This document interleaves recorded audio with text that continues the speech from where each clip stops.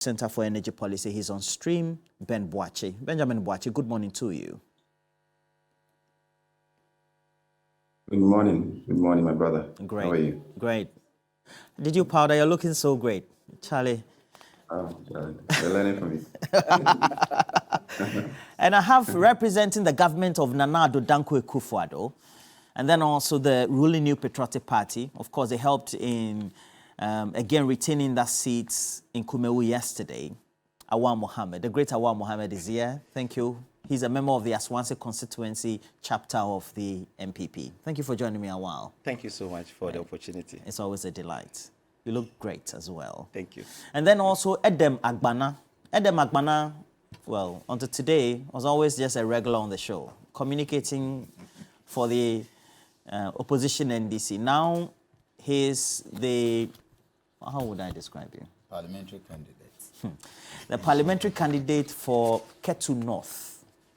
Congratulations. Thank you, Roland. I see you're in white. You're still in the bliss. Well, yes. Good morning to you and to our cherished viewers, especially to the good people of Ketu North. This is my first TV appearance after the election, so let me use the opportunity to say a very big thank you to all the constituents in Ketu North, especially to the branch executives and my constituency executives for the support. We are done with the elections now. We have a winner. I think it's important for us to unite and rally around the flag. In 2024, our target is to get 85% of the votes in the constituency, and we are working very hard towards that. And so I'm grateful to everyone. It doesn't matter who the NPP brings. The dynamics are clear. I believe that as candidate, will be able to lead a constituency to get 85% plus. Whoever the NPP brings is their business, but we are going to work hard to get 85%. So Jamesi has been inching your votes over the years. So anyway, it's also your birthday, Theodora Awoga. You work with Goyle, currently stationed in Boakye. I wish you all the best for the day. Great lady, great lady. But as it is, Mr. Ben Boakye, give us an overview of this scandal that has rocked the GNPC and why we should be worried as ordinary Ghanaians. Thank you for the question. I think those of us who have been in the governance space around extractives, we have followed the acquisition of the 7% interest in Ghana's Jubilee field, which is our premier oil producing asset, and then also on the 10th field.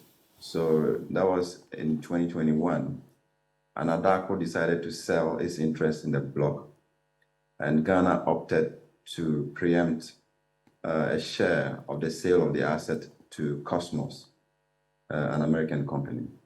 So that 7% essentially was acquired using the tax revenue that should have come into the Petroleum Holding Fund to support GNPC to do that. I mean, we had our own problems with the entire structure and how the acquisition happened. Even though we supported the acquisition, we saw significant infractions and breaches of law, where tax revenue was used to acquire the asset without parliamentary approval, in total breach of the Constitution, because nobody can spend tax revenue either for good or for evil without parliamentary approval. So we had problems with that, and we have been calling on government to rectify that. It wasn't done. Beyond that, also, we had the asset being domiciled in the Cayman Islands. I mean, we are producing the oil in Ghana. The asset sits here. We had challenges with why anybody want to go and hide that company in the Cayman Islands. And the excuse was that they acquired a company that Anadako had set up to initiate a transaction, and therefore they acquired that company.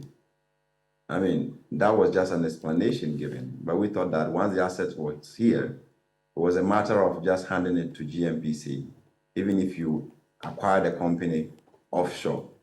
Almost 2 years down the lane, the promises to bring the asset back to Ghana never happened. What we rather saw was that they rather brought the company in as a foreign company registered in Ghana. So even as we speak and defending JOHL, it is Ghana assets regulated by the laws of Cayman Island and not the laws of Ghana. So that is very substantial. And we kept engaging the ministry and government to see how we remedy that. So the recent conversation about attempt to flip the interest and give it to a South African company really confirms some of the suspicions that civil society had that this could happen at some point. Because in the petroleum industry, nobody can preempt the state. You cannot strike preemption and decide that an interest that the state is interested in, you want to buy it and you will have the right to do so.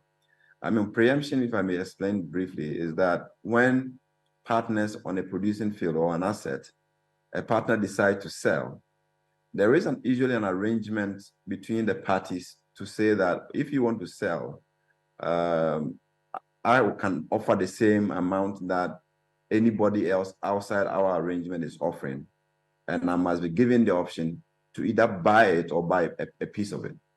So it is an arrangement between the partners. They have what we call joint operating agreement that governs the operations, a relationship of the parties. And that agreement, Ghana is not party to it. GNPC is not party to that arrangement.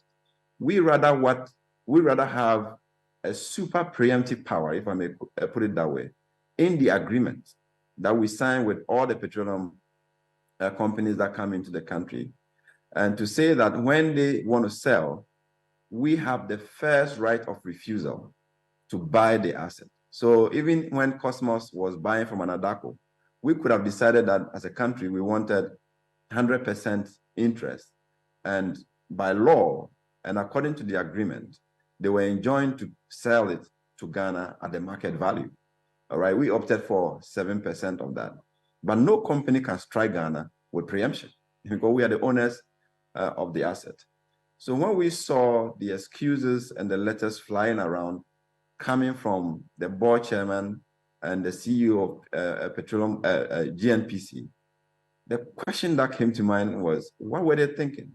What was the basis for agreeing to the South African company to sell half or to give them half of the asset that we have acquired from Anadaco?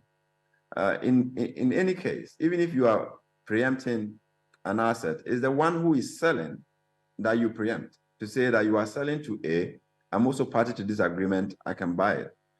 If they did not strike Anadaco and GNPC has bought it almost 2 years, how do you then come to GNPC to say that I want it? Let's assume for a second that a foreign company had bought the interest and not GNPC, and that company moved its operations to Ghana because the law requires that any company operating in our fields come to Ghana. And if that company had come, acquired offices and set up, could PetroSA appear a year or 2 years after to say that, oh, we wanted a share, or we could have bought the asset, so move away and give us the asset? It couldn't have happened. So there are various nuances around why the corporation would decide to, at this point, raise any justification to sell the asset to PetroSA. It has no basis in law. It has no basis even in common sense to even attempt to do what the board chairman was trying to do. And in fact, this very transaction exposes the weaknesses in the corporate governance structure of GNPC itself. All right. I mean, GNPC has a team of lawyers in the corporation whose budget could even be bigger than some of the smaller ministries we have. So if they couldn't advise the corporation on the point of law, then I don't know what we are investing in that department for. Beyond that, also, they have external solicitors they pay for, and all of these guys couldn't advise them on the illegality that the board chair and the CEO were trying to do. And even as it emerges that it wasn't the entire board that took the decision, it gets civil society extremely extremely worried about how this transaction actually unfolded. And also, without the intervention of the minister, or if the chairman had the cooperation of a minister who also just wanted to give it away, we will not be talking about a failed transaction today. We'll be talking about a deal that has been struck between Petro SA and GNPC to sell off the asset to Petro SA. Now, you talk about a company domiciled offshore, and then you look at the excessive nature of the indiscriminate way this contractual agreement was nearly undertaken. That should lead to a certain conclusion, also coming from civil society, about this being a deep scandal that has rocked the GNPC. That also questions their fiduciary responsibility, not only to the corporation, but also to Ghana, and even ultimately the way they run operations there. Can we make those conclusions? I think that is what civil society, has done. We are worried that, individuals in the corporation, not a corporate body, because a corporate body is run by a board and is run by a management, right? We have no signal that this decision was a management decision approved by the board. So you had a board chairman taking operational decisions and signing letters. I don't know where that corporate governance arrangement came from, where you have a board chair turning himself into the operational manager and signing letters, for such a transaction. So it really exposes the risk that we are enduring as a country, having such a board chair and a CEO. And that's why civil society is calling for the exit, the immediate exit of these individuals, because we don't even know what else they have done. And we wouldn't perhaps have even known this one if the letter that the minister issued had not leaked into the public. So their continuous stay in office really risked Ghana's interest in our petroleum industry and all our assets in that space managed by the corporation. So, we're conclusive in our release yesterday that those individuals, their roles and positions have become untenable, and they cannot be close to any assets in the petroleum industry.